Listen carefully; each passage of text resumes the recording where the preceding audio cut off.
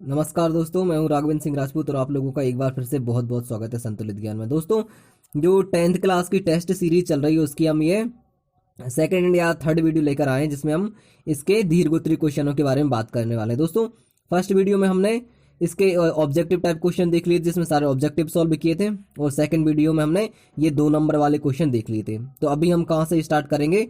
Question number 13 से, यानी कि जो हमारे 3 नंबर के क्वेश्चन है वहां से हम स्टार्ट करेंगे। सबसे पहला क्वेश्चन हमारे यहाँ पे क्या है? भारतीय चिकित्सा विज्ञान का स्वर्ण युग किसे कहा जाता है और क्यों? इसका आंसर लिखिए। तो दोस्तों, ये कहा जाता है हमारा, दोस्तों ये रहा हमारा आंसर। ठीक है, इसमें भारतीय चिकित्सा विज्ञान का स्वर्ण युग किसे कहा जाता है और क्यों? तो इसका आंसर है ईसा से 600 वर्ष पूर्व, 600 वर्ष पूर्व और सन 1000 ईस्वी तक का समय भारतीय चिकित्सा विज्ञान का स्वर्ण युग कहा जाता है। अत्रेय जीवक रचक वाग्यभट्ट आदि यशस्वी चिकित्सा शास्त्रियों ने इसी मध्य भारत की पावन भूमि पर जन्म लिया। इस समय में काशी के अतिरिक्त नालंदा, तक्षशिला जैसे प्राचीन विश्वविद्यालयों ने विश्वविख्यात शिक्षाविद और चिकित्सा विज्ञानी पैदा किए। इस समय चिकित्सा विज्ञान पूर्णतः विकसित था। असाध्य रोगों की चिकित्सा इस समय के चिकित्सक करते थे। इनके द्वारा रचित ग्रंथ आज भी चिकित्सा विज्ञान की अमूल्य धरोहर हैं। तो ये तो रहा हमारा क्वेश्चन नंबर 13। तो अभी यहाँ पे कौन सा देखते हैं हम? क्वेश्चन नंबर हमारा 14। ठीक है, 14वें क्वेश्चन क्या है? निम्नलिखित शब्दों का समास विग्रह कर समास का नाम लिखिए। तो पहला क्या है यहाँ पे? भरसक। दोस्तों, भरसक अर्थात भर प्लस सक, तो भरसक ये कौन सा होगा? अव्यय भाव। बाल लीला, बालक की लीला, यानी कि बालक की लीला कौन सी? बाल लीला। ये कहां से आएगी? तत्पुरुष समास। नेक्स्ट हमारी है चिंता मुक्त। तो चिंता मुक्त कौन सा है? चिंता से मुक्त। तो चिंता से मुक्त भी कौन होगा? यहाँ पे तत्पुरुष समास। ठीक है, ये हुआ हमारा क्वेश्चन नंबर 14। अभी कौन सा होगा? Question number 15। 15 में हम ये अथवा वाला देखते हैं। अतिशयोक्ति अलंकार की परिभाषा एवं इसका उदाहरण सहित व्याख्या कीजिए। तो इसका हम, ये रही इसकी उदाहरण सहित व्याख्या। देखिए, इसकी सबसे पहले देखते हैं परिभाषा। जहां लोक की मर्यादा को पार करके वस्तु को अत्यंत बढ़ा चढ़ाकर वर्णन किया जाए, वहां अतिशयोक्ति अलंकार होता है। उदाहरण के लिए देखते हैं, पात्रा ही तिथि पाइये वा घर के चौपास, नित्य प्रिय पुण्योई रहत आनंद उपास। यानी कि यहाँ पे इसका स्पष्टीकरण देखते हैं। यहाँ नायिका के मुख की कांति का अतिशय बड़ा चढ़ाकर वर्णन किया जा रहा है। ठीक है, तो यहाँ पे क्या हो रहा है? अतिशय बड़ा चढ़ाकर इसका वर्णन किया जा रहा है। नेक्स्ट देखते हैं हम यहाँ पे उदाहरण एक और। हनुमान की पूंछ में लगन न पाई आग, लंका सारी जरी गई, गए निशाचर भाग। ठीक है, तो यहाँ इसका उदाहरण क्या होगा? स्पष्टीकरण देखें तो हनुमान जी यहाँ पे लंका में आग लगा ही नहीं पाई, यानी कि क्या, उनकी पूंछ में आग लगी नहीं पाई, और लंका में क्या हुआ? पहले ही आग लगा दी गई। यानी कि यहाँ पे क्या हो रहा है? बहुत ज्यादा बड़ा चढ़ाकर इसका वर्णन किया जा रहा है। तो ये तो था हमारा कौन सा? Question number 16। अभी कौन सा आएगा? Question number 17। हजारी प्रसाद द्विवेदी या नहीं, यहाँ पे हमने भी 15वां किया है, सॉरी 16वां देखते हैं हम। महाकवि सूरदास अथवा गोस्वामी तुलसीदास की काव्यगत विशेषताओं निम्नलिखित बिंदुओं के आधार पर कीजिए। तो कौन कौन से बिंदुओं के आधार पर करनी है? 2 रचनाएं बताना है, भाव पक्ष, कला पक्ष और साहित्यमय स्थान। ठीक है, तो इनके हम भाव पक्ष, कला पक्ष और साहित्यमय स्थान देखते हैं। तो सबसे पहले तो हम यहाँ पे इनकी 2 रचनाएं देखेंगे। किसके बारे में बात कर रहे हैं हम? सूरदास जी के बारे में। सूरदास जी की 2 रचनाएं कौन कौन सी हैं? सूरसागर और सूरसारावली। ये तो इनकी 2 रचनाएं रही। अब यहाँ पे हम देखते हैं इनके भाव पक्ष और कला पक्ष। ठीक है, सबसे पहले भाव पक्ष को देखेंगे। कृष्ण लीलाओं के अमर गायक सूरदास के काव्य में भक्ति, साहित्य एवं श्रृंगार की त्रिवेणी प्रवाहित है। इन्होंने वात्सल्य का कोना कोना झांका है तथा सगुण कृष्ण भक्ति का भावमय अंकन किया है। विनय, माधुर्य एवं साख्य भाव की भक्ति का मिश्रण सूर्य के काव्य में है। श्री कृष्ण के प्रेम में लीन गोपियों की संयोग काल की उन्मत्तता तथा वियोग की मार्मिक वेदना इनके काव्य में साकार हो उठी है। भ्रमर गीत में उनके बहुविधि वर्णनों का पढ़कर हृदय गदगद हो उठता है। इनका ये क्या था, भाव पक्ष। अभी देखते हैं कला पक्ष। तो कला पक्ष या शैली बोलते हैं जिसको। तो सूरदास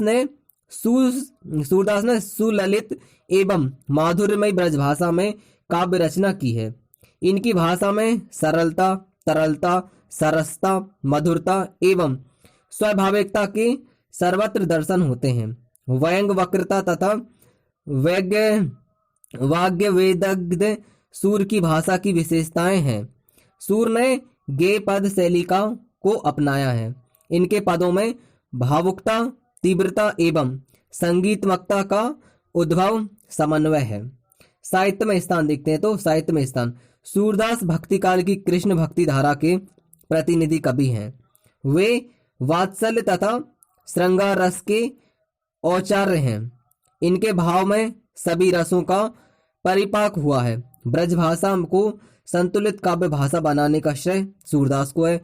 भाव तथा कला पक्ष की जो गरिमा सूरदास में है वह अन्यत्र दुर्लभ है।